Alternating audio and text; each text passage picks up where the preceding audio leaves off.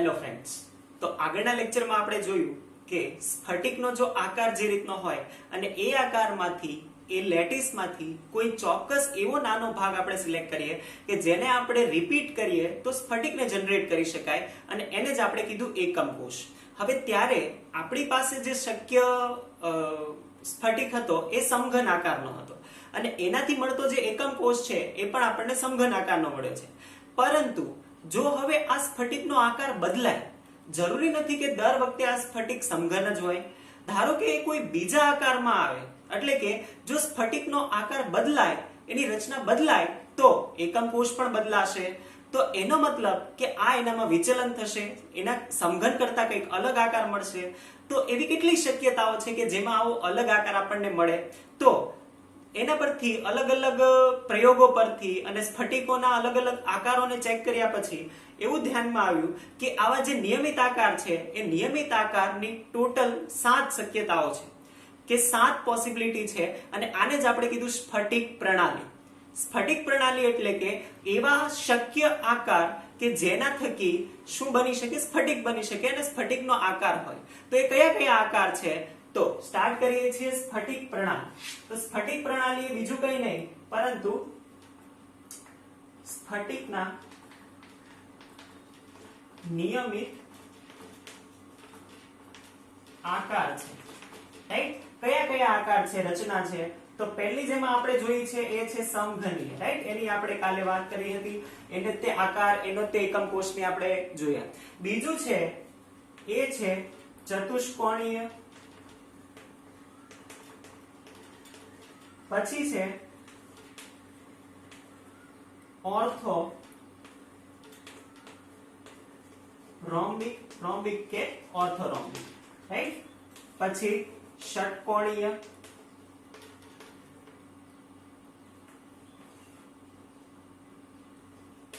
રોમ્બો,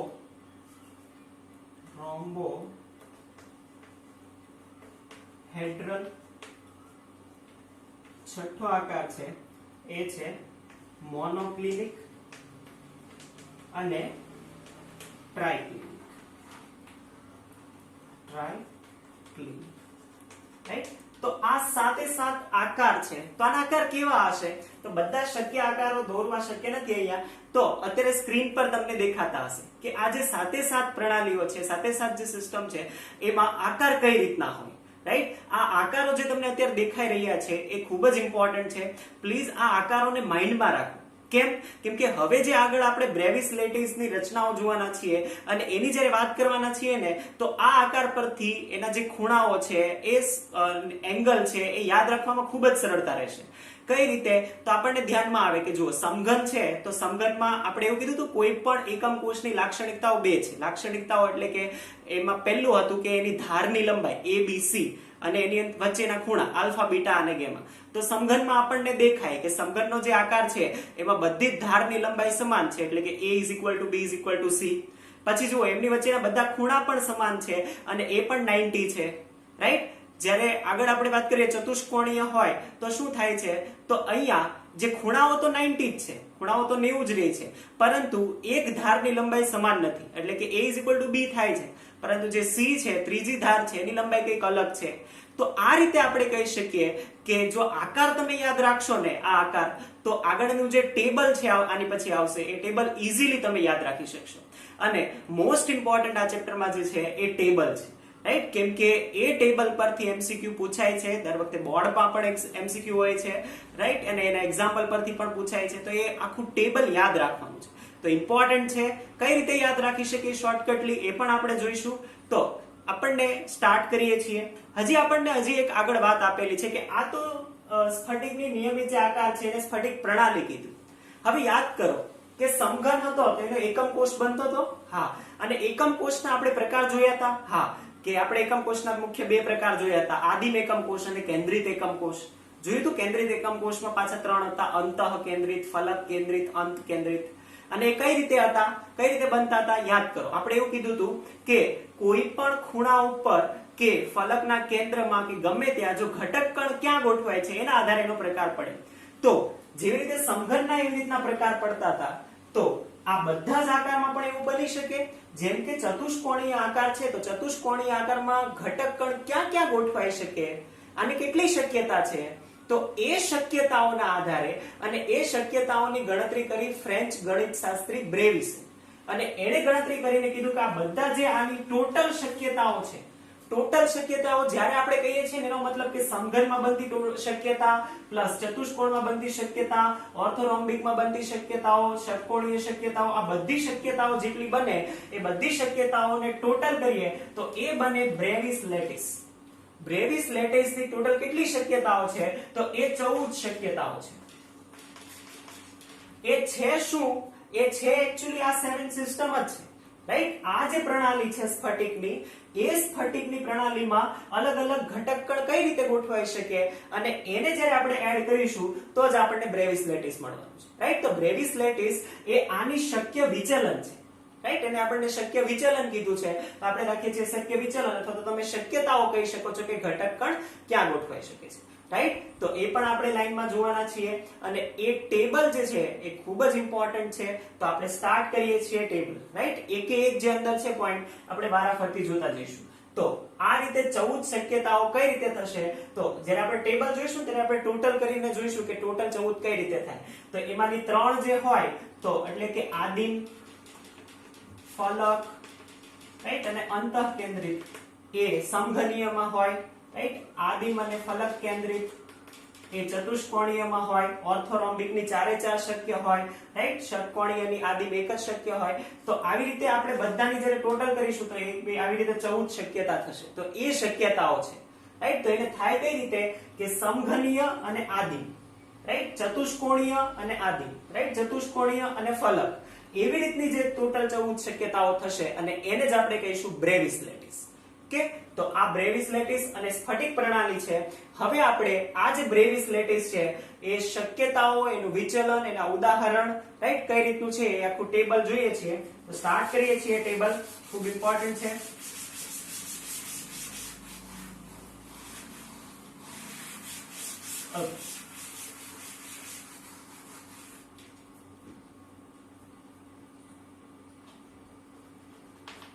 Bravais. તો પહેલા તો આપણે કહીશું કે સ્ફટિક પ્રણાલી છે. તો કઈ સ્ફટિક પ્રણાલી? તો સમઘનથી સ્ટાર્ટ કરીશું. તો આપણી પાસે સ્ફટિક પ્રણાલી હશે, સ્ફટિક પ્રણાલી, રાઈટ. આ જે સ્ફટિક પ્રણાલી છે એ એટલે જ મેં તમને પહેલા જ્યારે બતાવી ત્યારે તમારે યાદ કરવાનું કે સ્ફટિક પ્રણાલી એટલે શું. તો સ્ફટિક પ્રણાલી એટલે તમને યાદ આવવું જોઈએ કે સમઘનીય, તો હા આ રીતે કે એમની જે ધારની લંબાઈ સમાન છે, એની વચ્ચેના ખૂણા છે સમાન છે, આ રીતે તમારે યાદ રાખવાનું છે, રાઈટ. તો સ્ફટિક પ્રણાલી આપણે કહીએ છીએ કે આપણી પાસે છે સમઘનીય, સમઘન અથવા તો સમઘનીય, અને જ આપણે સાદો અથવા સાદો કોષ પણ કહી શકીએ છીએ, સમઘનીય છે. તો સમઘનીય હોય તો એની કેટલી શક્યતાઓ છે? તો સમઘનની શક્ય વિચલન આપણે બીજું કહીશું, શક્ય વિચલન. કે સમઘનમાં શક્ય વિચલન કયા થઈ શકે? શક્ય વિચલન. શક્ય વિચલન એટલે કે બ્રેવિસ લેટિસ કેટલા પોસિબલ છે, રાઈટ. તો એમાં 3 પોસિબિલિટી છે અને એ છે આદિમ, આદિમ એકમ કોષ, અને કેન્દ્રિતના 2 એટલે કે ફલક અને અંત, ફલક અને અંત, રાઈટ. તો સમઘનીયમાં શક્ય વિચલન આ થશે. અને એ શક્ય વિચલન એ કઈ રીતે થાય એ તમને અત્યારે સ્ક્રીન પર દેખાતો છે. સ્ક્રીન પર તમને આકાર દેખાતા હશે કે સમઘન હોય તો એનો આદિમ કોષ હોય તો પહેલા તમને ડાયાગ્રામમાં દેખાય કે એના બધા જ ખૂણા ઉપર એક એક હોય. સેમ બાજુમાં તમને ફલક માટે દેખાતું હોય અને સેમ અંતે જે છે એ અંતે તમને અંતઃકેન્દ્રિત માટે દેખાતું હોય કે જેમાં વચ્ચે એક ગોળો રહેલો હોય, રાઈટ. તો આ કોના માટે થશે? આ થશે આદિમ કેન્દ્ર, આદિમ સમઘનીય કોષની શક્ય વિચલન, રાઈટ. જોયું? ઓકે. તો હવે એના ઉપરથી એ જે વિચલન છે એમાં જોઈએ છીએ કે એ જે છે એમાં ધારની લંબાઈ જુઓ તો ધાર એટલે કે ABC. ધારની લંબાઈ વિશે શું કહી શકીએ? તો કે જે ABC છે એ 3 એ 3 કેવી હોવી જોઈએ? સમાન હોવી જોઈએ. A = B = C હશે. દેખાય છે? યસ. પછી આગળ જે છે એ છે એમની વચ્ચેના ખૂણાઓ. એક ખૂણાઓ કયા હતા? ખૂણાઓ એ હતા આલ્ફા, બીટા અને ગેમા. હવે સમઘન છે તો સમઘન બધાને જ ખબર પડે કે બધા જ ખૂણા કેટલા હોય 90 હોય અને આલ્ફા બીટા ગામા 90 થાય તો આ એના ખૂણાઓ થશે અને છેલ્લું આપણે કહીએ છીએ ઉદાહરણ. આ મોસ્ટ ઇમ્પોર્ટન્ટ છે કે એની અંદર કેટલા એક્ઝામ્પલ એના છે એ એક્ઝામ્પલ યાદ રાખવાના છે. MCQ માં પૂછાય છે કે નીચેના પૈકી કયું એ સમઘનીય બ્રેવિસ લેટાઇસ નું ઉદાહરણ છે, તો એ તમને યાદ હોવું જોઈએ. તો કયા ઉદાહરણો થશે સમઘનના? તો એકદમ સરળ છે. NaCl આપેલું છે, ઝિંક બ્લેન્ડ આપેલું છે, કોપર આપેલું છે, રાઈટ. તો આ ત્રણ જે આપણને આપેલા છે અત્યારે આપણે એ યાદ રાખીશું. ઓકે, તો આ થયું સમઘનીય એક બ્રેવિસ લેટિસ અથવા તો લેટિસ ની વાત. તો આ પહેલી શક્યતા હતી સ્ફટિક પ્રણાલીમાં. બીજી આપણે વાત કરીએ છીએ તો બીજું આપણે લખેલું હતું એ હતું ચતુષ્ફલકીય અથવા તો ચતુષ્કોણીય, રાઈટ. ચતુષ્કોણીય હતું એને પણ યાદ કરો અત્યારે. એની કેટલી શક્યતાઓ છે? તો એની શક્યતાઓ આપણે કહી દઈએ છીએ કે આદિમ અને ફલક, આદિમ અને અંતઃ. આ બે શક્યતાઓ થશે ચતુષ્કોણીયની. એ શક્યતાઓ પણ અત્યારે તમને સ્ક્રીન પર દેખાતી હોય કે ચતુષ્કોણીય હોય તો એ બંને શક્યતાઓ કઈ રીતની હોય તો એ તમને દેખાતી હોય. ફાઇન, કે ચતુષ્કોણીયોમાં કઈ રીતે એ વિચલન દર્શાવે એ આપણે જોયું કે આદિમ હોય તો કઈ રીતે અને અંતઃ હોય તો કઈ રીતે. તો હવે આપણે એના ઉપરથી લખીશું કે જે એમના ખૂણાઓ છે ને ધારની લંબાઈ છે તો એ કઈ રીતે હશે. તો ચતુષ્કોણીય માટે પણ જે આ છે કે બે બાજુઓની લંબાઈ સમાન છે પણ જે ત્રીજી બાજુ છે એ અલગ લંબાઈ ધરાવે છે. અને સેમ જો ખૂણાઓની વાત કરીએ તો એની અંદર જે ખૂણાઓ છે એ ખૂણાઓ આલ્ફા, બીટા અને ગામા આ ત્રણે ત્રણ કેટલા છે? એ 90 જ છે, રાઈટ. એની અંદરના જે ખૂણાઓ છે એ તો 90 જ છે. અને મોસ્ટ ઇમ્પોર્ટન્ટ એક્ઝામ્પલ પણ આપણે લખી દઈએ, રાઈટ. ચતુષ્કોણીય છે તો એના એક્ઝામ્પલમાં પહેલું જ આપણને આપેલું છે સફેદ ટીન, રાઈટ. પછી આપણને 2SnO2 અને CaSO4, રાઈટ. આ ચાર એક્ઝામ્પલ આપેલા છે, right. Titanium dioxide, right, tin dioxide અને CaSO4. આ ત્રણે ત્રણ ચારે ચાર જે એક્ઝામ્પલ છે એ આની અંદર આપણને આપેલા છે, એ પણ આપણે યાદ રાખીશું. તો આ ઇમ્પોર્ટન્ટ છે. તો આ બે વાત કરી. ત્રીજું પણ આપણે લખીએ છીએ કે કન્ટિન્યુ. જો આમ તો એ ત્રણે ત્રણ છે ને કન્ટિન્યુ કઈ રીતે યાદ રાખવાના? સિમ્પલ. હવે તમે જ્યારે પણ ટેબલ યાદ રાખો તો એવી રીતે લાઈનમાં જ યાદ રાખવું કે પેલું છે સમઘનીય, ચતુષ્કોણીય અને ઓર્થોરોમ્બિક. આ ત્રણે ત્રણ છે ને તો એમાં એક વાત કોમન છે કે એની અંદરના ખૂણા છે ને બધા સમાન હોય ને 90 હોય.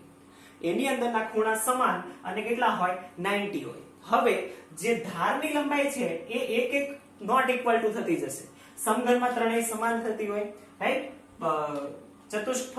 ચતુષ્કોણીયમાં બે સમાન હોય અને જ્યારે આદિમંત એને પછી ઓર્થોરોમ્બિક આવશે ત્યારે આપણે કહીશું કે કોઈ એક જ સમાન હોય એટલે કે ત્રણે ત્રણ નોટ ઇક્વલ ટુ, રાઈટ. તો આ રીતે તમે યાદ રાખશો તો થશે કે ત્રણે ત્રણમાં ખૂણાઓ સમાન 90 અને પહેલામાં ત્રણ બધા ખૂણાઓ ઇક્વલ, બીજામાં એક ખૂણો અલગ, એક ધાર અલગ અને ત્રીજામાં ત્રણે ત્રણ. આ રીતે લખશો તો યાદ રહેશે. તો એટલા માટે યાદ રહે એટલા માટે આ ત્રણે ત્રણ ને આપણે શું કરીએ છીએ? સાથે લખીએ છીએ, રાઈટ. તે શું છે? તો ત્રીજું આપણી પાસે થશે ઓર્થોરોમ્બિક. ઓર્થોરોમ્બિક એની કેટલી શક્યતાઓ છે? હવે ઓર્થોરોમ્બિક એક જ છે કે જેની બધી જ શક્યતાઓ છે. કઈ કઈ? તો જેની બધી શક્યતાઓમાં પહેલી તો છે આદિમ, રાઈટ. હવે જે આદિમ કોષ છે એ બધામાં જ શક્ય છે. સાથે સાથમાં આદિમ શક્ય છે એટલે આદિમ તો લખી જ નાખવાનું, રાઈટ. બાકીની બધી જે કેન્દ્રિત છે એ પણ આમાં શક્ય છે એટલે કે ફલક, અંતઃ અને અંત. અંતઃ અને અંતમાં શું ડિફરન્સ છે તો એ પણ અત્યારે તમને સ્ક્રીન પર જે ડાયાગ્રામ દેખાતા હોય એમાં દેખાય કે જે પહેલો આદિમ કોષ છે તો એમાં બધા જ ખૂણા ઉપર હોય. પછી જે છે ફલક કેન્દ્રિત અને અંતઃ કેન્દ્રિત અને અંત કેન્દ્રિત. તો એ કઈ રીતે હોય તો એ તમને દેખાતા હોય કે એમાં જે ઘટક કણ છે એની ગોઠવણી કઈ જગ્યાએ હોય, રાઈટ. તો ક્યાં ગોઠવાયેલો હોય તો એના આધારે આ અલગ પડશે, થશે, રાઈટ. તો આ આપણને આપેલું છે. ઓકે, તો એના પરથી આપણે લખીશું હવે ઓર્થોરોમ્બિક છે.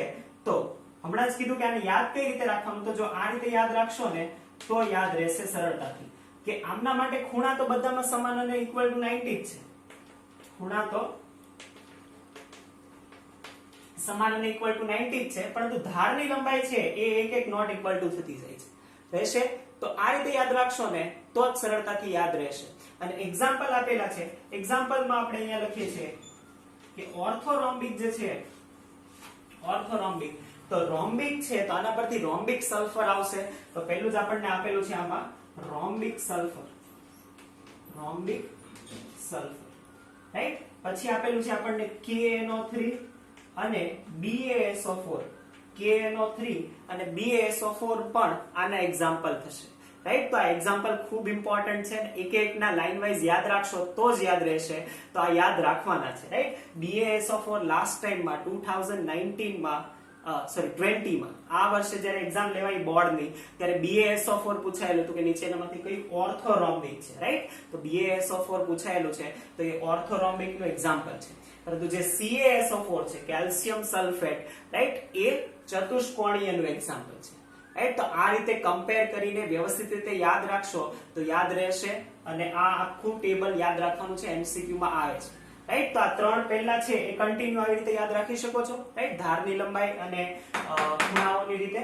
ચાલો આગળ વધીએ છીએ.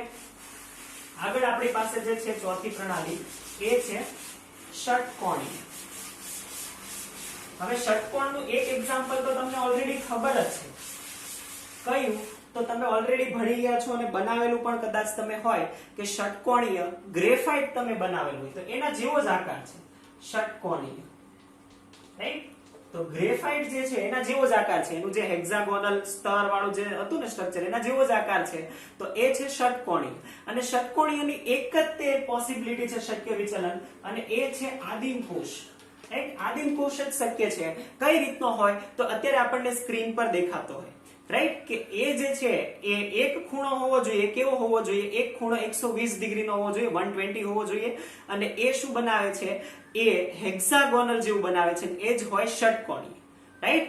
તો આપણને એના પરથી લખી દઈએ કે એની ધાર અને ખૂણાઓ છે કઈ રીતે હોય. તો એના જે બે જે છે જે ષટકોણ બનાવે છે એ ઉપરના ષટકોણ તો સમાન હોય, પરંતુ જે ષટકોણની લંબાઈ હોય એ લંબાઈ વાળો જે છે એ અલગ હોય. તો A = B હોય. આ જે A અને B છે એ તો સમાન હોય, પણ આ જે ઊંચાઈ છે એ અલગ હોય, રાઈટ? અને બીજું કે જે બાકીના ખૂણાઓ છે તો A અને B વચ્ચેનો જે ખૂણો છે એ 120 હોવો જોઈએ, તો જ ષટકોણ બનાવશે. અને બાકીના કેવા હોવા જોઈએ? 90. આ રીતે થશે, ઉભો તો એ 90 થશે. તો આલ્ફા = બીટા એ તો 90 થશે, પરંતુ એક ખૂણો જે છે એ થવો જોઈએ 120, રાઈટ? એક્ઝામ્પલ આપણે જોઈ લઈએ. એક્ઝામ્પલમાં પહેલું જ મેં તમને કીધું કે એક એક્ઝામ્પલ તો આપણને ખબર જ છે, અને A એટલે કયું? તો A એટલે ગ્રેફાઇટ. તો પહેલું જ આપણને આપેલું છે ગ્રેફાઇટ, બીજું છે ઝિંક ઓક્સાઇડ અને કેડમિયમ સલ્ફાઇડ. કેડમિયમ સલ્ફાઇડ એ પણ કેનું એક્ઝામ્પલ થશે? રાઈટ? હવે કમ્પેર કરીને યાદ રાખતા જાઓ. જો ઝિંક ઓક્સાઇડ છે ઈ કોનું એક્ઝામ્પલ છે? આનો અહીંયાનો એક્ઝામ્પલ છે ષટકોણીય હેક્સાગોનલ.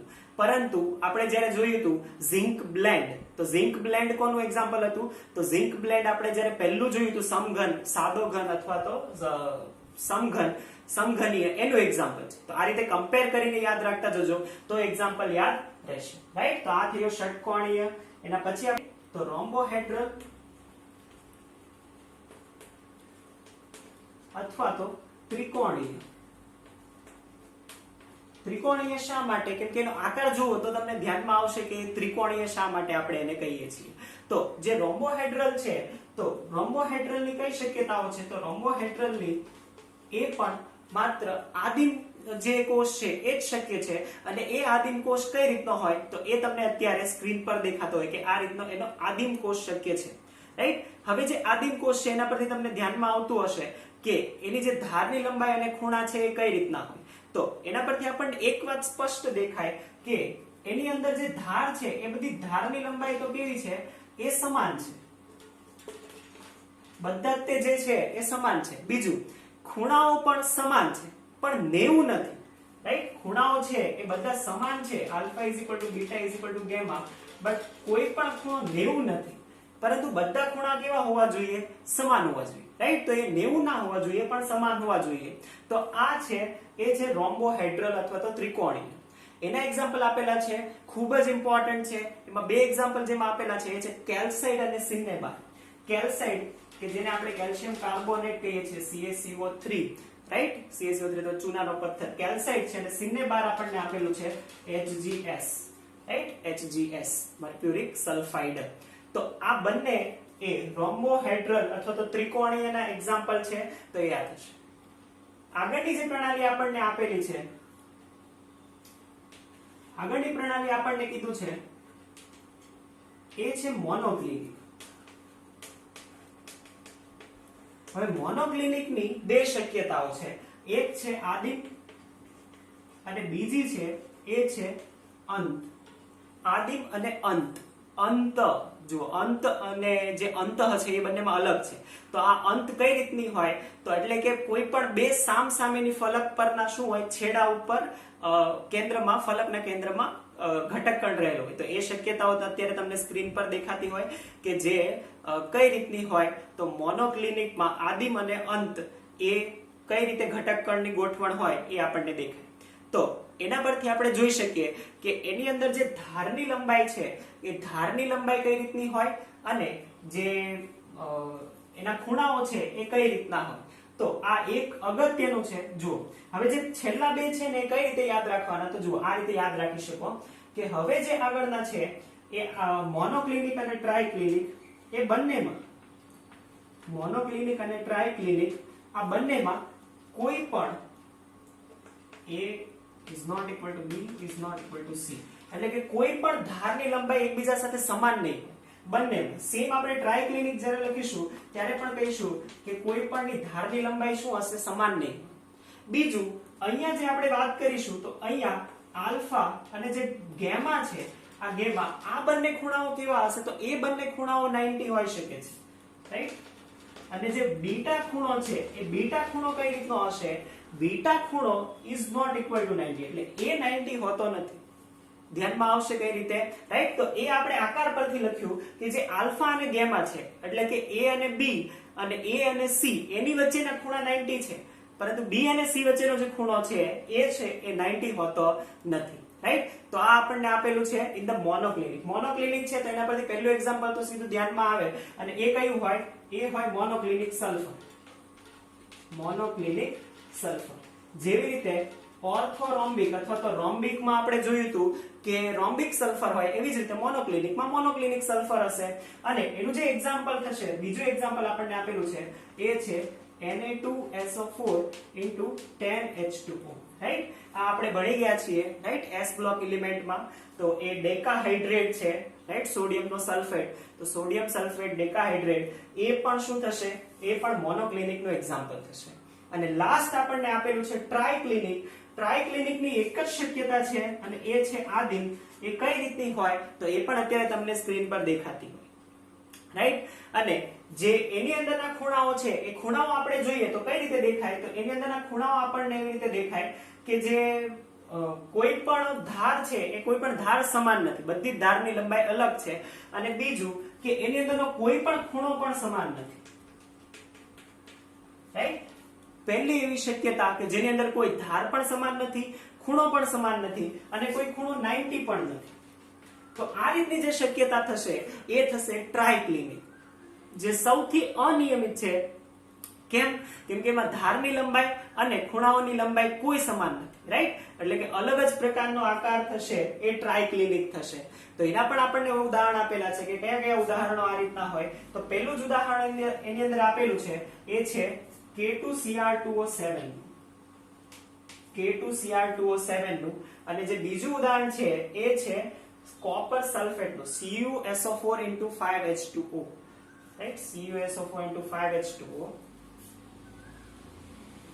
આ ઉપરનું ઇરેઝ થોડું કરીએ છીએ. તો ઉદાહરણો આપણે લખી દઈએ K2Cr2O7. હજી એક ઉદાહરણ આપણને આપેલું છે CuSO4 5H2O, right? Copper sulphate પેન્ટાહાઇડ્રેટ જે છે એ. અને છેલ્લું ઉદાહરણ આપેલું છે ઓર્થોબોરિક એસિડ H3BO3, રાઈટ. તો આ ત્રણે ત્રણ એક્ઝામ્પલ એ ટ્રાય ક્લિનિક ના થશે, રાઈટ. તો આ સાથે સાથ જે સિસ્ટમ છે આપણે જોઈએ, રાઈટ. હવે એ સાથે સાથ સિસ્ટમને અત્યારે એક સાથે તમને સ્ક્રીન પર ટેબલ દેખાતું, તો હવે એને આપણે કઈ રીતે યાદ રાખવાના છીએ એ જુઓ. કઈ રીતે યાદ રાખવાનું છે? તો પહેલા ત્રણનું તો મેં તમને કહી દીધું કે બધામાં ખૂણો alpha is equal to beta is equal two gamma is equal two 90 લખી દેવાનું. ફાઇન. એટલે કે એ ત્રણેયના ખૂણાઓ સમાન છે. અને આ સાઈડ પર પહેલા a is equal to b is equal to c થશે સમઘન માટે. જ્યારે ચતુષ્કોણીય આવશે તો a is equal to b પણ c અલગ થઈ જશે, c is not equal to આવશે. અને સેમ જ્યારે આપણે ઓર્થોરોમ્બિક ની વાત કરીશું તો a is not equal to b is not equal to c થશે. આ ત્રણ ની વાત થઈ. હવે જુઓ કઈ રીતનું ચાલે છે, હવે ઉલટું ચાલશે. હવે સેમ જેવી રીતનું ઓર્થોરોમ્બિક ની ઉપર હતું ચતુષ્કોણીય, તો ચતુષ્કોણીયમાં જેવી ધારની લંબાઈ હતી એવી જ રીતની ષટકોણીયમાં છે. જુઓ ચતુષ્કોણીયમાં હતું a is equal to b is not equal to c, તો ષટકોણીયમાં પણ છે a is equal to b is not equal to c. હવે ષટકોણ હોય તો ષટકોણીયને મગજમાં તમારે એ રીતે યાદ રાખવાનું કે હેક્સાગોન બનાવે. હેક્સાગોન કઈ રીતે બને? એક ખૂણો 120 હોવો જોઈએ ત્યારે બને. અને એક ખૂણો 120 હોય તો એ ગામા ઇઝ ઇક્વલ ટુ 120 થાય, અને જે a અને b છે એની વચ્ચેનો એટલે કે આલ્ફા અને બીટા કેવા થાય? એ 90 થાય. યાદ રહેશે, રાઈટ. સેમ એનાથી નીચે આવશું તો સેમ કે જેવી રીતે ઓર્થોરોમ્બિક ની ઉપર હતું ચતુષ્કોણીય, એની ઉપર હતું સમઘનીય, તો સમઘનીયમાં a is equal to b is equal to c હતું. તો ઓર્થોરોમ્બિક ની નીચે છે ષટકોણીય અને ષટકોણીય નીચે છે રોમ્બોહેડ્રલ. તો રોમ્બોહેડ્રલમાં પણ ધારની લંબાઈ આવશે a is equal to b is equal to c. ધ્યાનમાં આવી પેટર્ન તમને દેખાય છે, રાઈટ. તો એ પેટર્ન યાદ રાખશો તો સરળતાથી યાદ રહેશે. તો રોમ્બોહેડ્રલમાં પણ આપણે કહીશું કે એના બધા ખૂણાઓ સરખા થાય પણ ઇઝ નોટ ઇક્વલ ટુ 90 હોય. ફરક આટલો થશે. યાદ રહેશે આ રીતે. તો આ રીતે યાદ રાખશો તો સરળતાથી યાદ રહેશે. કે તો રોમ્બોહેડ્રલ થયું. હવે જે છેલ્લા બે છે મોનોક્લિનિક અને ટ્રાયક્લિનિક, એ રીતે યાદ રાખવાના કે એમાં ધારની લંબાઈ સમાન નથી હોતી. તો છેલ્લા બે તમને દેખાતા હોય તો એમાં a is equal to b is equal to a is બધા જ અલગ છે, is not equal to b is not equal to c, right, બંનેમાં. અને જે મોનોક્લિનિક છે તો મોનોક્લિનિકમાં આલ્ફા અને ગેમા 90 થાય પરંતુ બીટા છે એ 90 ના હોય. અને ટ્રાયક્લિનિક સૌથી સરળ, એમાં કશું જ સમાન ન હોય. Alpha is not equal to beta is not equal to gamma, અને same a is not equal to b is not equal to c. Most important તમારે જે યાદ રાખવાનું થશે એ યાદ રાખવાનું અત્યારે એ થશે કે એના એક્ઝામ્પલ, રાઈટ. તો એ કઈ રીતે યાદ રાખી શકાય? તો એ પેટર્ન, હવે જે સ્ફટિક છે એ સ્ફટિક આવી રીતનો મળે છે એટલે એનું એક્ઝામ્પલ ને આપણે કન્સિડર કર્યું છે, રાઈટ. હવે એને કોઈ બી આ તમારે યાદ જ રાખવું પડશે કે આ સ્ફટિક હોય, NaCl નો સ્ફટિક હોય તો એ કેવો હોય? તો એ સમઘનીય હોય, રાઈટ. જ્યારે પોટેશિયમ ડાયક્રોમેટ નો સ્ફટિક હોય તો એ કેવો હોય? એ ટ્રાયક્લિનિક હોય, રાઈટ. BaSO4 નો સ્ફટિક હોય તો એ કેવો હોય? તો એ ઓર્થોરોમ્બિક હોય. તો આ બધું તમારે યાદ રાખવું પડશે, રાઈટ. જેટલી વાર તમે વાંચશો, જેટલી વાર યાદ કરશો એટલી વાર યાદ રહેશે. તો આ રીતે યાદ રાખશો તો રહેશે. અને સરળતાથી આ ટેબલ આખું યાદ રાખવાનું છે, કેમ કે આ ટેબલમાંથી ઘણા બધા MCQ પૂછાય છે, રાઈટ. તો કોઈ પણ MCQ માં કોઈ પણ રીતે પૂછી શકે છે. જેમ કે એમ પણ પૂછી શકે કે કયા સ્ફટિક પ્રણાલીમાં અંત અથવા તો અંત કેન્દ્રિત આ એકમ કોષ શક્ય છે, રાઈટ. તો એક્ઝામ્પલ ના એના MCQs આપી દે, રાઈટ. તો એ રીતે પૂછી શકે, ઉદાહરણ પૂછી શકે, ખૂણા પૂછી શકે, પણ આ યાદ રાખવાનું થશે. જો આખું ટેબલ આપણને યાદ હશે તો કોઈ પ્રોબ્લેમ થવાની નથી. રહેશે યાદ? તો આ થયું આખું ટેબલ, ખૂબ જ ઇમ્પોર્ટન્ટ છે. તો આ રીતે યાદ રાખવાનું છે. આ રીતે યાદ રાખશો તો સરળતાથી યાદ રહેશે. તો આ થયું ટેબલ સાથે જે બ્રેવિસ લેટિસની શક્યતાઓ છે એ શક્યતાઓ કમ્પ્લીટ. Thank you.